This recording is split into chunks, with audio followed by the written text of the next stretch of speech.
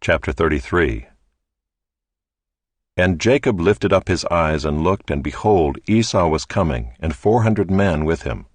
So he divided the children among Leah and Rachel and the 2 female servants.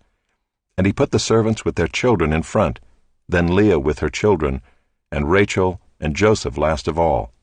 He himself went on before them, bowing himself to the ground 7 times until he came near to his brother. But Esau ran to meet him and embraced him and fell upon his neck and kissed him, and they wept.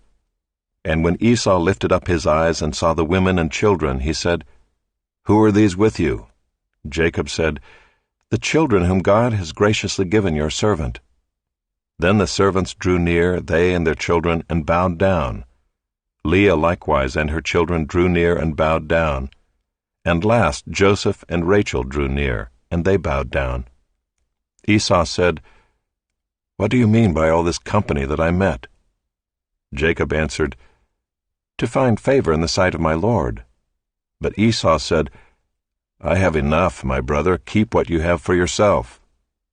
Jacob said, "No, please, if I have found favor in your sight, then accept my present from my hand. For I have seen your face, which is like seeing the face of God, and you have accepted me. Please accept my blessing that is brought to you, because God has dealt graciously with me, and because I have enough." Thus he urged him, and he took it. Then Esau said, "Let us journey on our way, and I will go ahead of you." But Jacob said to him, "My Lord knows that the children are frail, and that the nursing flocks and herds are a care to me. If they are driven hard for one day, all the flocks will die. Let my Lord pass on ahead of his servant, and I will lead on slowly at the pace of the livestock that are ahead of me, and at the pace of the children, until I come to my lord in Seir." So Esau said, "Let me leave with you some of the people who are with me." But he said, "What need is there? Let me find favor in the sight of my lord." So Esau returned that day on his way to Seir. But Jacob journeyed to Succoth, and built himself a house and made booths for his livestock.